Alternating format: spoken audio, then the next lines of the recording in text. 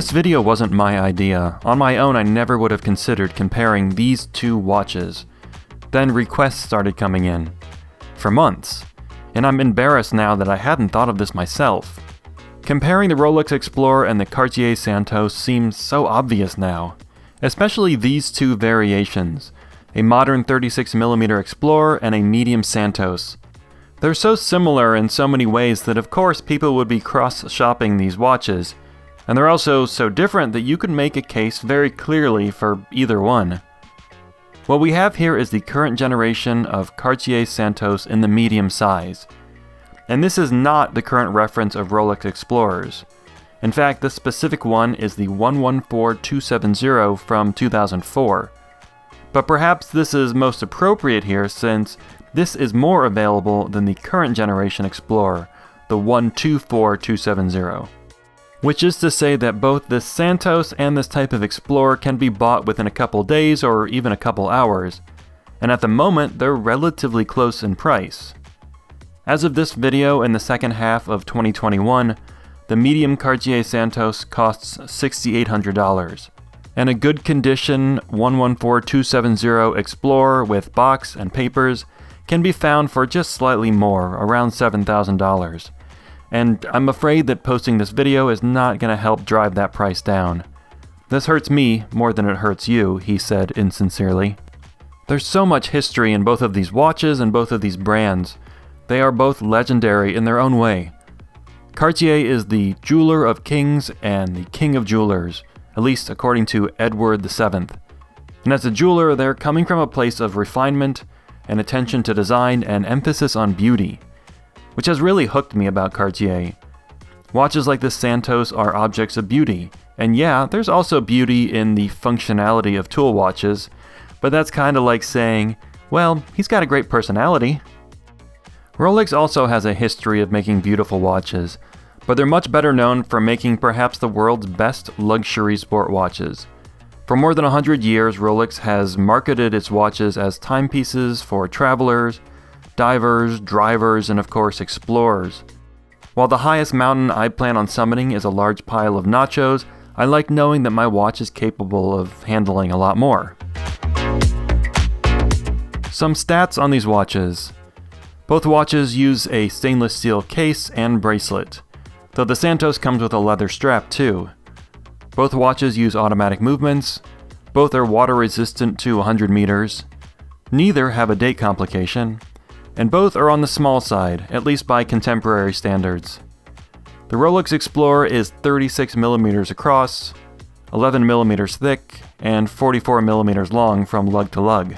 This reference has a 20mm space between lugs, unlike the newest Explorer which has 19mm. The Santos is 35mm across, 9mm thick, and 42mm long. The lug spacing is 18mm, but it doesn't matter a whole lot since you can only use Cartier straps on this.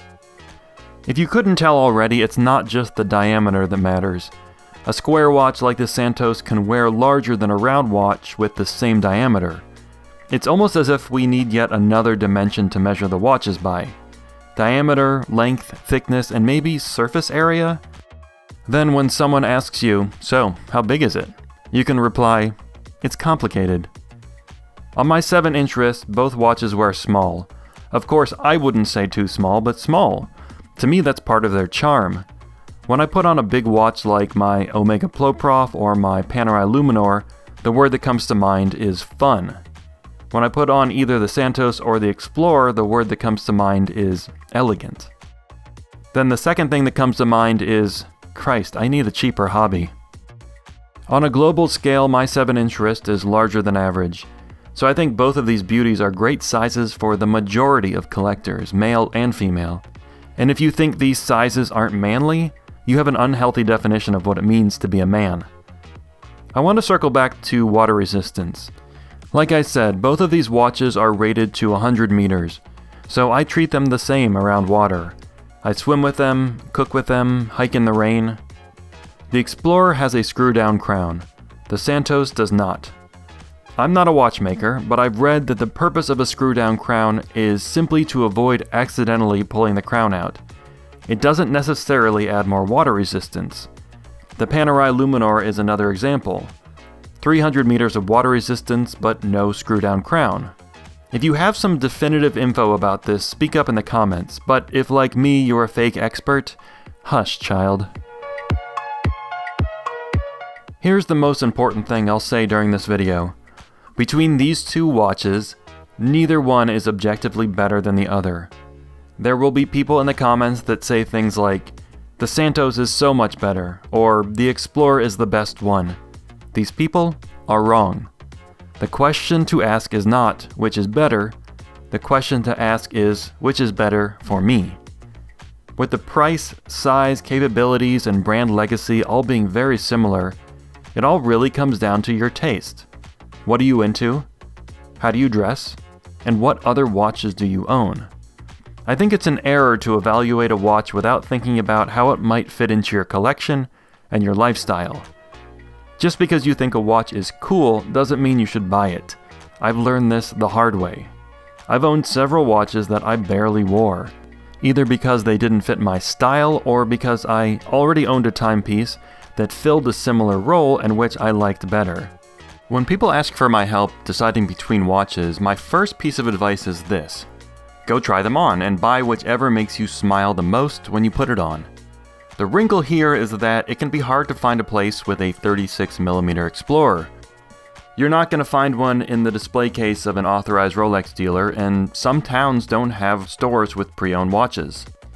So the second, thought technology is this. If I handed you a box and told you one of these watches was in it, which would you be happier to see when you open the box? So if you're considering either one of these watches, look into your heart, but not too deep, you don't want to puncture something. On paper, you can't go wrong with either. The Santos and the Explorer are rightfully legendary. They are both beautiful in their own way, quality, versatile, I adore these. And if after deep introspection and self-searching, you still can't decide which is right for you, consider that maybe neither are right for you. Or be lazy and do what I did. Buy both.